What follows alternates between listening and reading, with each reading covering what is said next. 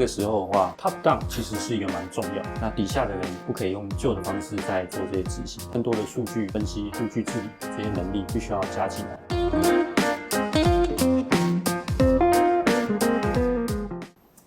大家好，欢迎来到 Power Talk。那我们这一次很高兴能够请来麦特电子的 Ray 来跟我们做分享。听说今天也是远道而来，从新竹这样一路上来到台北，是有点辛苦了。是，还好没塞车嘛，对不对？对，下午比较不会塞车。好，那我想说，就很快让 Ray 跟我们观众朋友介绍一下，就是您自己。对，好，那我是 Ray，那我目前是MightyNet 的 CEO， 也是麦特电子的副总。那我们麦特电子过去其实30几年都是在做这个 ODM、OEM 的生意，那主要是在车用电子还有网络通讯这两块领域。那蛮幸运，在过去的这30几年呢，我们遇到了一些关键的客户。那这两个客户呢，是独角兽等级的，那也让我们公司有一个很大的一个营收的一个突破。那另外一个重点是，我们也从这些比较创新型的客户呢，学到了很多新的东西。那所以我们就决定在2016年的时候呢，成立一个新的品牌，叫做 MightyNet。那这个品牌其实是用磁铁这个 magnet 这个意象转过来，然后我们用这个 net 当做一个磁铁，那希望透过这个磁性的一个网络，可以吸引好的创意到这边去进行更多的一些交流，还有产生正向的一个循环。对，那公司在1986年成立以后呢，陆续在中国设厂。那我们目前在台北、台南，还有就是新北都有办公室，还有研发的这个业务办公室。那我们目前在台湾有300人，在对岸约有400-500人，所以是接近1000人的一个规模。那也很高兴今天也受邀可以来这边做一些制造业相关的一些分享。是。很有趣。刚才有提到 MightyNet，原来当初在发想的时候是像用磁铁 magnet 这种方式去想出来的，是因为希望能够吸引更多像刚才有提到有2间是像独角兽这样子创新的公司进入到你们的就是这样子的 community 里面吗？是我们其实后来发现我们在早期的时候就跟其他的 OEM 厂一样，都是做这种就是这个消费性电子产品。那后来这些产业呢，其实最重要的是成本最重要的是你怎么样用规模经济的方式去营运。那其实比较不适合我们的这个生意的形态。所以在2000年初的时候，大概2000年到2005年的时候，我们就遇到了2个那个时候是很创新的一个客户。那其中一家呢，我常常就提到它是就 Ubiquiti， 它是一家就是 Apple 的一个前工程师创办的一家网络通讯公司。那我们其实在当初2005年跟他接触的时候，它有一个小公司。那我们在接触的过程发现，它有很多新的一些点子，然后做的产品呢也是当时市面上没有的。那我们陆续跟他合作了以后，就发现其实它非常有爆发性，然后带给我们非常大的营收。除此外，我们也跟他学到了非常多新的一些技术，网络通讯的这些技术物联网的这些技术，那也培养了一些设备和人才。那这个过程我们发现说，这样的客户我们希望他有一些滚动，但是不是透过规模经济的方式，那怎么办呢？其实就是很多的客户他是透过这些转介绍，或是我们的服务因为够好，所以产生一些口碑的效应过来。所以当初用 MightyNet 这个意向就是说，我们希望说透过这个好的一个网络，可以产生正向的循环，吸引更多创新形态的这些客户来加入到这个网络里面。对，这是当初的一个构想。是。这个提到就是当时候有耳闻，就是麦特在创新基地这样子的 idea 发想的时候，对，当时候刚才你也提到，就是无论是用规模经济的方式，或者是用口对口的方式，让别人知道有这样子的基地的成立。在这中间到现在一些导入实例当中，有没有让你觉得特别的印象深刻的？其实我们最早其实想的比较单纯，就是说，因为有新形态的客户，他就是我未来的潜在客户，可以带给我营收。但我们也逐渐在合作的过程发现，因为我的场域，我也需要一些提升，我也需要一些数位转型，所以这些创新形态的客户，他其实既是我的客户，也可以是我数位转型的一个伙伴。是。那在这个过程，我们其实是互相学习。那的确呢，我们从就是2016年 MightyNet 成立，已经合作了超过了150间的这种创新，还有新创的这种公司。那很多他们是硬体公司，但他们这些硬体公司通常会带一些软性的一些 solution 进来，所以它可能有一些感测，它可能有一些就是特别的无线的一些技术低功耗的一些技术，或者是说它有一些特别省电的一些能源的一些技术。那这些技术其实在我们整个场域所谓工厂的领域的应用，其实它都有很多的一些合作。举例就是说，我们大概在2016年那个时候遇到一个新加坡的团队，那团队它其实是做各种气体感测，那它把大概16种不同的一个气体的感测装在一个像这么大一个小的一个装置里面，那全世界目前是最小，而且现在都很流行绿建筑，所以一台这样的一个感测器就可以符合绿建筑的这个认证标章的一些需求。那我们发现除了绿建筑以外，工厂其实有很多气体监测的需求。比如说我们在我们的环境最基本的温度湿度的控制，或者是一些挥发气体的控制，甚至到落尘particle 的控制，那这些都是工厂非常基本。但过去在没有这些sensor的时候，我们只能用就是非常传统的一些量测方式，也不是连续量测，然后也没有所谓的这个即时监测的概念。那我们除了帮他做产品以外，我发现这个产品其实我们自己也需要，所以我们后来就大量的部署在我们整个的厂区做这种环境感测的一些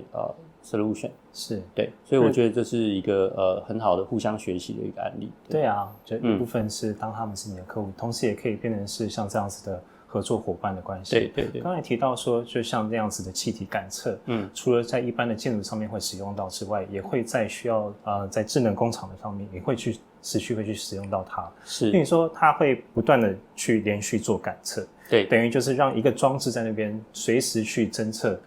是不是有任何需要调整的地方？没错，其实这应该像是在最近，尤其是在数位转型智慧工厂非常需要的一个关键点。没错，因为刚才有提到，就是像这样子一个智能的试验工厂当中，还有没有什么其他有趣的实例能够跟我们分享呢？我觉得下一个就是说我们遇到很特殊的一些案例，主要都是针对人员的一些管理，特别是在人因分析这件事情。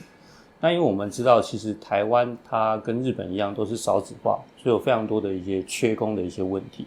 所以你在产线上面大量的使用传统的人力去做组装或者是做检查的时候，你的这个人越来越难找，越来越难训练，然后他的经验越来越难传承的状况下，我们就需要各种的这种辅助的系统。那我们也很幸运呢，找到几家AI 相关 solution 的一个公司，那包含 Powerina 那我们印象很深刻，就是说，在我们第一次看到利用这个视觉辨识去做这个人因分析这件事，我们其实非常惊讶，因为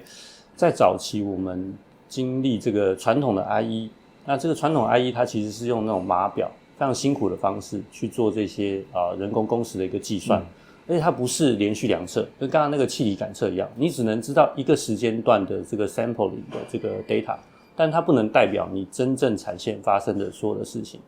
但是透过了这个 camera 即时量测，我们就可以知道说它一连串发生的事情，甚至我们可以回放很多次去检讨他们发生的事情要如何去做未来的改进。那也透过了人工智慧这样的一些姿态的识别，所以我们可以把我们原本很在意的一些，比如说 cycle time 或是一些 failure 的 notification， 可以透过这些方式直接去侦测出来。那我觉得这个是我们在导入这一块对于人员管理它有一个非常实质帮助的一些系统。那这样的系统其实人因分析是一块，那另外一个就是瑕疵检测。那瑕疵检测就是说，我们其实有很多的进料，或者我们在产线会需要收挺大量的外观的瑕疵。那传统过去我们就必须要靠人，而且它会有一定的限制，这些人可能必须要是眼力特别好，然后他具有一定的品质这个 quality check 的一些经验，然后你要限制在一定的光源、一定的角度，让他去做这个 check。但是常常这件事情很难标准化，因为每个人他看到的回馈的东西都会跟你说是不一样的。有人觉得这个点就是太大，有人觉得这个太小，有人觉得这个看不到，有人觉得看得到。是，所以这些很难判断的这些瑕疵检测呢，后来也有一些AI 的 solution 导入，那他们就帮我们降低了很多这些人为的误判，然后也更客观的去记录我们每天生产的一些品质的状况。所以我觉得这些都是我们在看到 AI 在这个制造业应用领域非常有帮助的一些 solution。是，对。就是在工厂里面，刚才也有提到就瑕疵检测的部分。对，其实 AI 也是在 AOI 里面，也像看更多 AI、AOI 的相关的解决方案也都有。对。然后我们的话，可能就是在于说，你的过程上面，人因上面有没有任何的问题？然后作业上面能够去做到一些检测。那通常像这样子的新的这种解决方式，对于一些传统的制造商来说，总是还是会有一些有些坎要过去，或是有一些导入的上面的那种阵痛期。是。您看到有没有像这样子的状况？然后通常会遇到什么样的状况，或是要怎么样能够经过，让它比较顺利的导入进去？必须老实讲，就是说工厂人员他们传统的这个职能其实是比较像是记录人员或者是这个规范的 follow up 的人员。但是在导入这些新的 solution 的时候，我们其实看到更多是所谓的数据，还有分析的能力，还有 IT 相关的能力。比如说它有很多跟网络通讯的交互，它必须要了解为什么这个 data 是要靠这个东西来收集。那我收集的东西怎么样算是正确，它必须要有一些统计的观念，然后有一些数据的一些观念。那这样的一个人，他其实在传统我们训练的品保人员或是工程人员其实是很稀少的。所以我们都期待是未来应该在工厂会有更多他是懂数据也懂传统的这些 IE 或是品质的人员，他必须要有这样的一个职能。但在这件事情还没有发生的时候，外部的一些资源就很重要。所以为什么我们其实很清楚知道说我们是一个中小型企业虽然公司已经30几年了，但是我们还是缺乏这样的人员。所以外部的 partner 他对于 AI 的理解，他对于数据的这个分析还有数据治理能力的一些理解，这些 partner 就对我们来说非常重要。那当这些 partner 能够跟工厂产生正向的交流的时候，你一个 solution 才能真正的导入。但实际上就是说因为原本的本质学能不同可能外部的人员他们更懂的是新的技术或是数据，但是他在制造业的流程管理或是一些ISO 这些规范的管理，可能没有像工厂的人员那么了解是，所以彼此之间会有一些 gap。那个 gap 我是觉得在导入任何新的技术的时候都会产生的。所以在这个时候的话top down 其实是一个蛮重要，就是说你怎么让管理阶层先认知这件事情其实很重要的。对，那底下的人他们不可以用旧的方式在做这些执行，他们必须要学习用新的方式，更多的数据还有分析还有数据治理的这些能力必须要加进来。那然后怎么样良性的跟外部的这些 solution 的伙伴去做沟通，然后 IT 的人员在这个地方也会扮演非常重要的角色，因为他有非常多的 data必须要去做串接的一个动作。所以我觉得这个是会在这个导入任何的这个新的 solution 都有一个非常关键的一个 phase。对，是刚才提到 top down 这件事情。对，麦特当时候在您本身在导入进去的时候也是像这样子的方式去进行的吗？有没有什么小故事能够跟我们分享呢？其实MightyNet 它最早2016年成立只是一个研发单位，所以我们那个时候 recruit 的人就基本上就是研发。那研发有一个特质，就是说它基本上虽然要跟工厂一口 work， 但是它会跳出在工厂外看一些比较新的东西，所以才叫做研发嘛。对，研发就是很多的未知，对，他必须要面对未知，所以这些人他本身就一定有一定的一个创新或者是面对未知的能力所以我们在2019年开始去跟这些所谓的外部的这些系统公司或者是新创解决方案的公司合作的时候，我们不是先用内部的团队去 engage，而是我们是先用外部的这个研发单位去跟这些团队做 engage。那这样呢，确保说在这些研发人员可以理解他们的这个 solution 的同时，也愿意接受这样一个 solution， 因为对他们来说也是一个新的学习。那工厂其实它很重视 operation， 所以如果你没有透过就是前期的一些就是 cook 很容易就觉得说，你要来打乱我的节奏，我有很多排程你为什么要叫我学新的东西？我连自己今天要做的东西都做不完，所以我觉得当初我们其实蛮幸运，就是说一开始我们就是研发单位，所以我们比较 open mind 的可以接受这些新的 solution。那第二件事情就是说在过去我们在做的时候，其实都比较像是 project base，就是小规模的在做。但是在2020年的时候，我们决定要盖新厂因应这个台商回流还有中美贸易的这些关系，我们在2020年决定要盖一个新厂，然后在2021年的时候，这个新厂也成立了。那因为这个新厂100%是我们自己做 operation， 所以我们就很清楚说哪一些东西我们应该用新的方法去 run， 这也给我们一些新的机会去用这些新的 solution 导入，比较不会有这些过去的这些包袱，所以我觉得这是两个我们蛮幸运的一个地方。对，是。在导入这些新的解决方案中，有没有一些东西让你觉得说最自豪的？我觉得第一个非常自豪就是说，其实很多的 partner 他们在跟我们导入的时候，我们都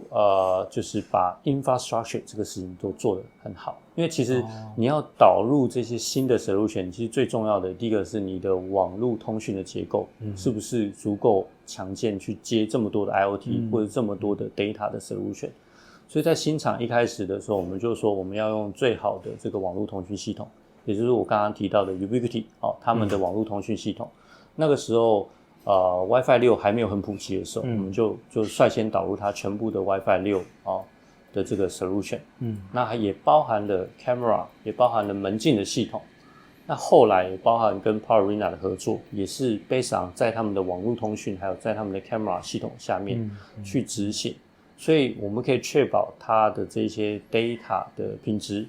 是一个很稳定的状况。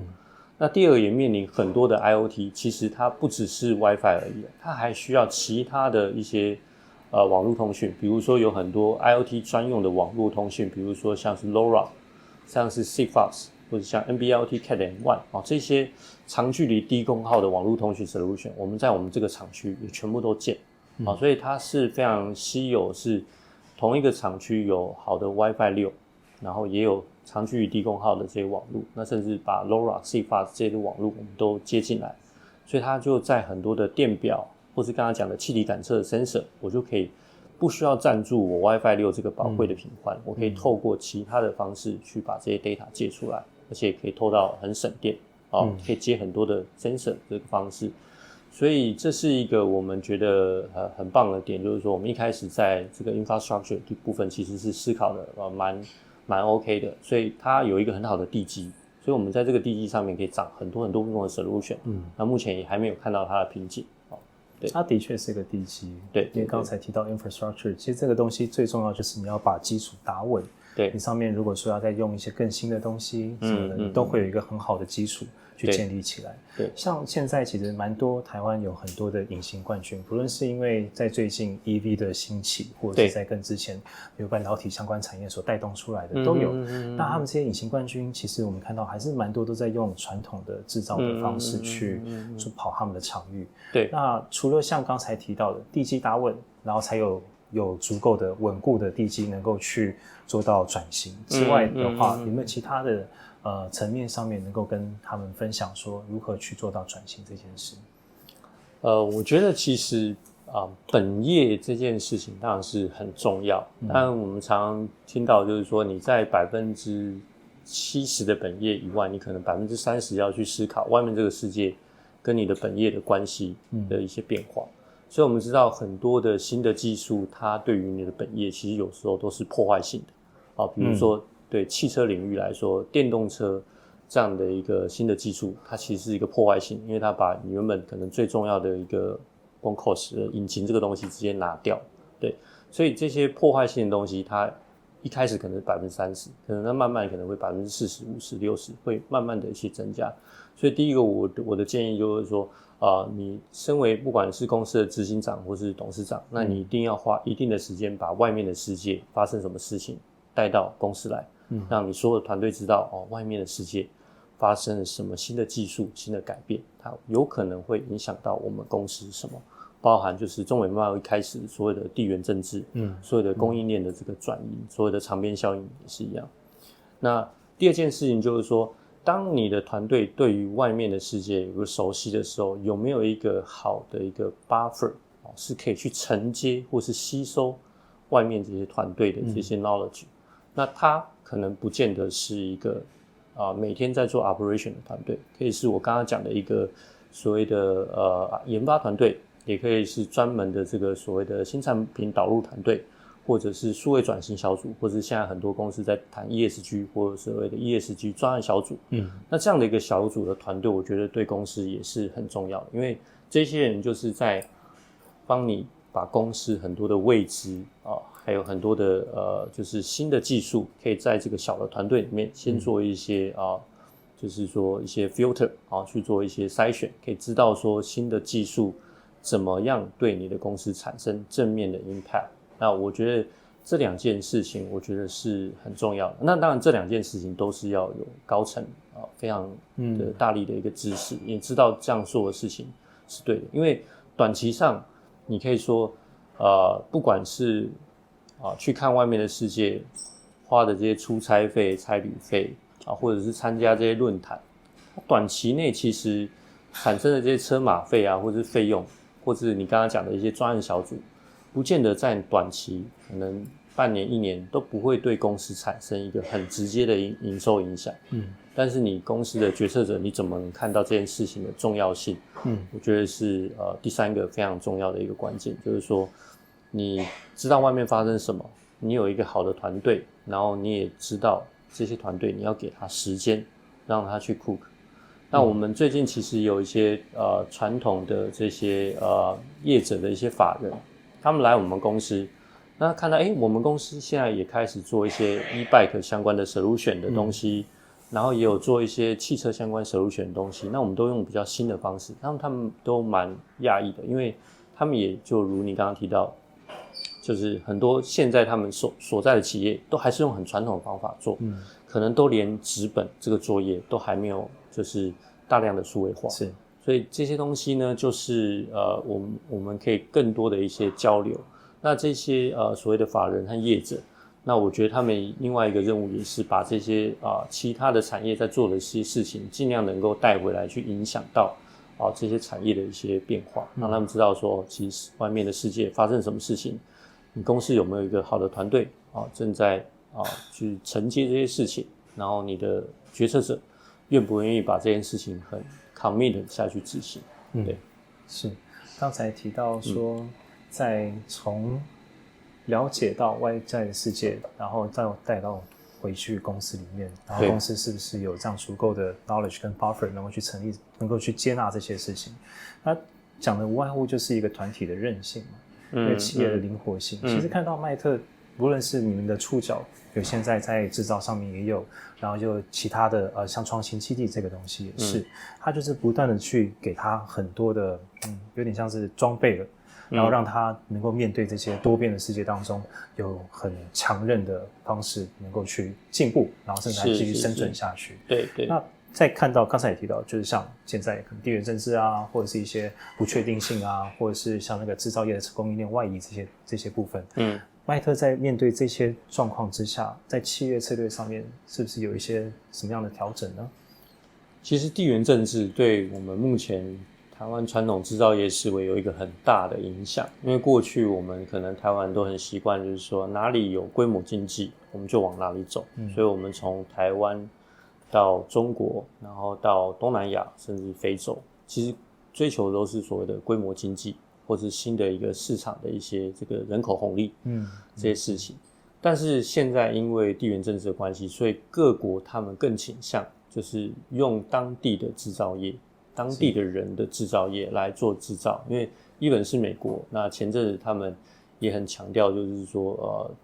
在美国制造这件事情，所以会有这个台积电的这个邀请到美国去做生产营运这些事情发生。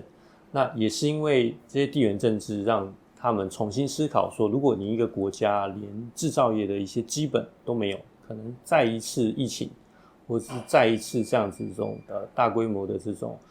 地缘政治发生的时候，你可能连自己的口罩，或是你自己的一些基本人民要生存赖以为生的一些基础的设施，你都没有。是啊，所以制造业大家在这个状态又重新被唤起它的一个重要性。那我觉得这对台湾来说是一个很大的危机，也是一个很大的一个机会。因为台湾人我觉得相对在很多的国家来说就是非常有韧性的一群人，所以我们在很多的地方都可以知道怎么样用当地最好的一个资源去做生存，去做发展。但是现在我们看到更多的机会其实不见得是来自于纯制造这件事情，可能来自更多是你怎么透过把制造变成是服务或者是 solution 的一个方式导入到各个国家。在台湾其实我们在谈这种数位转型或者这种 digitize 这些事情其实是非常大家耳熟能详的，但是除了德国、日本或者是像中国、台湾这几个在制造业比较强的国家，那各国他们都想发展自己的制造业的时候，他们缺乏的就是这样 digitize 或者是这种 digital transformer 这些的能力。那台湾可不可以转型变成是一个输出技术，而不是只是做输出硬体设备人力红利利用当地人口红利做自己制造业这件事情，我觉得这是一个台湾可以思考未来可能变成的一个方向。对，蛮好的一个愿景是，对，就是其实最后就是每一个大国都想要自己的制造业，所以它一定是以当地的人开的制造业为主，就像